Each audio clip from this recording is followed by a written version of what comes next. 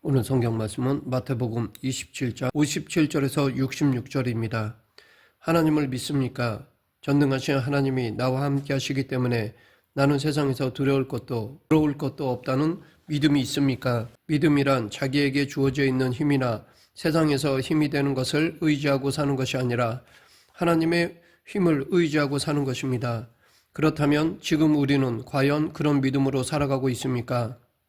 그런데 정작 신자가 세상을 믿음으로 산다는 것은 우리의 결단과 의지 가지고는 불가능합니다. 사실 우리는 하나님을 믿는다고 말은 많이 하지만 앞의 질문들에 예라고 대답하지 못한다면 온전히 하나님을 믿는 것이 아니었다는 것을 알아야 할 것입니다. 그렇다면 실제로 우리가 믿고 의지하는 것은 하나님이 아니라 세상의 힘이었을 것입니다. 내 마음을 성찰해 보면 하나님이 믿음의 대상이 아니라 세상이 믿음의 대상으로 되어 있을 것입니다. 그러면서도 우리는 하나님을 믿는다고 말해왔던 것입니다. 그러하기에 우리는 내가 하나님께 소홀해지고 하나님으로부터 멀어지는 것을 두려워하고 염려하는 것이 아니라 내 호주머니에 돈이 말라가고 저금 통장에 돈이 없는 것을 한탄하고 걱정하며 살아가는 것이 바로 지금 내 모습은 아닌지 자기 자신에게 질문해 보아야 할 것입니다. 실제로 온전한 믿음이 없는 사람들의 특징 중에 하나가 세상에서 어떤 일이 있으면 예배드리지 않는 것입니다. 문제 앞에서 이들은 마음이 복잡해서 예배드릴 여유가 없다고 합니다. 혹은 예배드릴 마음이 나지 않는다고 합니다. 결국 이런 사람들에게 있어서 예수님을 믿는다는 것은 단지 하나의 종교 생활일 뿐이었다고 말할 수밖에 없습니다. 종교 생활의 특징은 마음의 여유가 있고 기분이 좋고 세상에서 복잡한 일이 없어야 가능합니다. 이들은 예배를 하고 싶으면 하고 말고 싶으면 마는 그런 정도의 것으로만 생각하고 있기 때문에 예배가 내 감정과 기분에 의해서 좌우됩니다. 그러나 예수님은 우리가 믿고 싶다고 해서 믿을 수 있는 것이 아닙니다. 우리는 우리의 믿음이 나의 결단과 의지에 달렸다고 생각해서는 안 됩니다. 믿음이란 전적인 은혜로 주어지는 것이지 우리의 마음대로 좌지우지할 수 있는 것이 아닙니다. 어쩌면 이 믿음은 전적인 하나님의 은혜다라는 의미를 모르기 때문에 우리가 지금 이 자리에서 하나님을 찬양하며 예배하고 있는 이 사실에 대해서조차 감사하지 못하고 있는 것일 수 있습니다. 그런데 더욱이 이러한 소중한 감사와 은혜를 자기의 감정이나 기분 때문에 잃어버린다면 그것처럼 안타까운 일은 없을 것입니다. 돈 걱정 때문에 은혜와 감사를 잃어버린다면 앞으로 더더욱 영적으로 빈곤하고 메마른 신자가 되어갈 것입니다. 돈이 있어야 웃고 하는 일이 잘 돼야 웃는 그런 웃음은 예수님을 모르는 사람들에게서도 얼마든지 찾아볼 수 있습니다. 하지만 예수님을 믿는 신자에게는 그런 웃음 말고 세상 사람들에게서는 나올 수 없는 웃음, 예수님 때문에 기분 좋은 웃음, 그런 웃음들이 보여져야 하는 것입니다. 세상 일과는 상관없이 세상에서 어떤 일이 일어났든 예수님에 대한 믿음 때문에 여유 있게 웃어 보일 수 있는 그것이 참으로 예수님 안에서 살아가는 모습입니다. 우리는 세상 일 때문에 은혜를 잃어버릴 수 있습니다. 세상 일의 감정이 매일 수도 있습니다. 그러나 그것은 믿음이 없는 자, 예수님을 모르는 자들에게나 해당되는 말입니다. 물론 예수님을 믿는 자는 감정도 없다는 것이 아닙니다. 단지 우리의 감정은 믿음에 의해서 다스림 받는 것입니다. 그러기에 어떤 상황 속에서도 내 감정대로 움직여지는 것이 아니라 예수님이 원하시는 방향으로 움직여지게 되는 것입니다. 이것이 믿음으로 사는 자입니다. 그리고 이것이 신앙의 힘 또는 신자의 능력입니다. 이 신자의 능력에 대한 것을 좀 더 말씀드리면 신자란 누구나 능력을 원합니다. 그리고 그 능력은 성령을 통해서 주어지고 누구든지 능력을 받은 자는 큰 힘을 받은 것으로 생각합니다. 그러나 성령을 통해서 주어진다는 것을 성령께서 능력을 가져다가 우리에게 부어주셔서 내가 그 능력을 소유한 자가 되었다는 의미로 생각하면 안 됩니다. 어떤 신자들은 능력을 이런 개념으로 이해하고 있습니다. 예를 들면 병을 고치는 능력이 주어졌다고 할 것 같으면 그 능력은 내가 개발했거나 만들어낸 것이 아니라 성령의 능력이라고 말은 합니다. 그런데 성령께서 그 능력을 나에게 주었기 때문에 이제부터 그 능력은 내가 발휘한다는 것입니다. 비록 성령께서 주신 능력이지만 나에게 주어졌기 때문에 내가 능력을 발휘한다고 생각합니다. 성령을 단지 능력의 전령자로 여기는 것입니다. 하지만 그 능력은 우리가 소유하는 것이 아니며 우리가 의지적으로 그 능력을 발휘하는 것도 아닙니다. 단지 우리는 통로일 뿐입니다.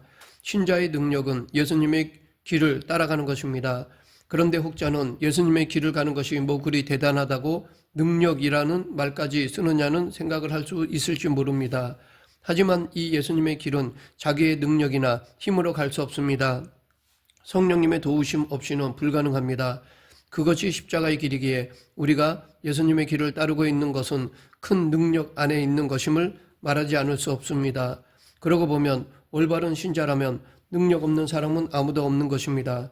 그러나 내 능력이 아니라 성령이 내 안에서 나와 함께 하시기 때문에 우리에게서 능력이 보여지는 것입니다.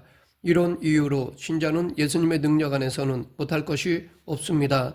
그런데 이 말은 우리가 흔히 쓰는 불가능이 없다라는 말이나 하면 된다라는 말과는 전혀 다릅니다. 불가능이 없다는 것이나 하면 된다는 말은 인간의 고집이고 오기에 불과합니다. 세상에 불가능은 있습니다. 오기나 고집 가지고도 하지 못할 일들이 얼마든지 있습니다. 그 중에서 인간의 과학이 아무리 발달하고 세상이 발전해서 그야말로 불가능한 일이 없을 정도가 되었다고 해도 최후까지 할 수 없는 불가능한 일이 있는데 그 대표적인 것은 인간이 구원받는 것입니다. 따라서 우리가 구원받는다는 것은 세상에 없는 엄청난 능력 안에 있다고 말할 수 있습니다.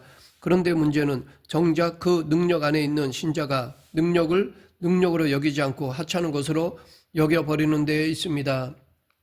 그 이유는 능력을 물리적인 힘이나 어떤 재주로 생각하는 경향 때문입니다. 신자가 예수님의 능력 안에서 못할 일이 없다는 것은 예수님의 뜻 안에서 할 수 있다는 것입니다. 그러면 예수님의 뜻은 무엇입니까? 신자된 우리가 예수님이 가신 십자가의 길을 가는 것입니다. 결국 예수님께서는 당신의 능력으로 우리로 하여금 십자가의 길을 따라가도록 만드신다는 것입니다. 그런데도 우리는 자꾸만 내 힘으로 무엇을 하는 것을 능력이라고 생각하기 때문에 무슨 일을 맡기면 나는 그런 능력이 없습니다 라는 말을 하게 되는 것입니다. 하지만 우리가 교회 일이든 무슨 일이든 우리의 힘으로 하는 것이 아닙니다. 물론 세상에서는 무슨 일을 하든 그 일을 성공시켜야 합니다. 즉 결과가 중요한 것이기 때문에 자기의 능력을 발휘해서 좋은 결과가 나타나도록 힘써야 합니다. 하지만 신앙은 다릅니다. 신앙이란 예수님을 믿는 것이고 예수님의 길을 따르는 것이기 때문에 신앙 안에서의 일은 그것이 어떤 종류의 일이건 모든 일에서 십자가를 지신 예수님을 따르는 모습이 보여져야 합니다. 물론 이 예수님을 따르는 그 모습도 보여줄 힘이 우리에게는 없습니다.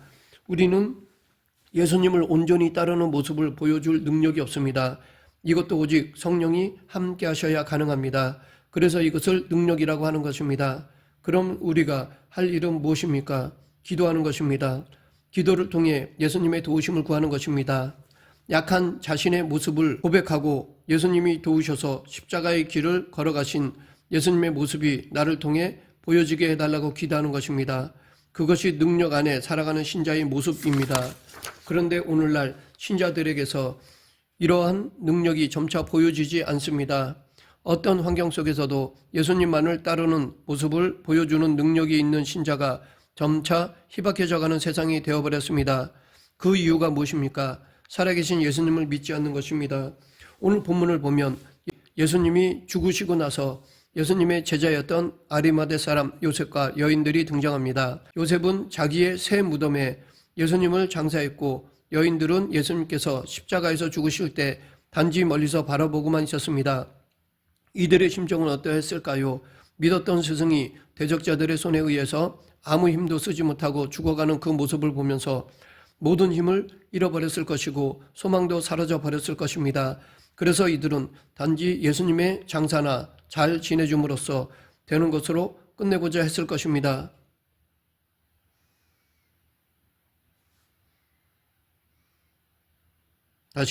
다시 그래서 이들은 단지 예수님의 장사나 잘 지내줌으로써 모든 것을 끝내고자 했을 것입니다. 만약 이들이 평소에 예수님이 하셨던 말씀, 즉 죽고 사흘 만에 부활하리라고 하신 말씀을 기억하고 있었다면 예수님이 십자가에서 죽으시는 것으로 끝나는 것이 아니라는 것을 알았을 것입니다. 그러나 그들은 부활을 믿지 않았습니다. 그런데 이렇게 예수님의 부활을 사실로 믿지 못한 사람들이 있었는가 하면 사흘 만에 부활하신다는 말씀을 알고 있었으면서도 그 부활을 막아보고자 애쓰는 사람들도 있었습니다. 그들은 바로 대제사장과 바리새인들이었습니다. 이들은 예수님이 사흘 후에 다시 살아나리라고 하신 말씀을 기억하고 있었습니다. 그리고 그것을 막아보고자 무덤을 파수꾼으로 하여금 지키게 하였습니다. 그러나 예수님은 부활하셨습니다. 부활을 믿지도 않고 있던 세상, 부활을 막아보려고 애를 쓴 세상, 그 세상에 예수님이 부활하신 몸으로 다시 나타나신 것입니다. 이것은 예수님이 말씀하신 대로 십자가에서 죽으신 지 사흘 만의 일입니다. 이것이 우리에게 무엇을 말해줍니까? 예수님은 무엇 때문에 무덤에서 사흘을 기다리셨습니까? 십자가에 죽으시고 바로 부활하시면 안 되는 것일까요? 예수님이 무덤에서 계셨던 사흘의 기간은 세상이 예수님의 부활을 믿지 않고 오히려 부활을 막으려고 했던 인간의 죄를 보여주는 기간입니다. 그 모든 것을 뒤엎어버리고 부활하신 분이 예수님이십니다. 즉, 이 예수님의 부활은 이 세상의 인간들의 모든 죄악을 정복하셨다는 의미를 담고 있습니다. 따라서 우리가 예수님을 믿는 것은 부활의 주님이시고 능력이 주님이신 예수님의 그 능력에 의해서 우리의 죄가 정복되어질 것을 믿는 것입니다. 내 죄가 하나하나 주님께 의해서 정복되어지는 것입니다. 이것은 죄가 사라져 간다는 것이 아니라 죄가 있으면서도 그것이 죄로 끝나버리지 않고 그 죄 속에서 예수님을 바라본다는 것입니다.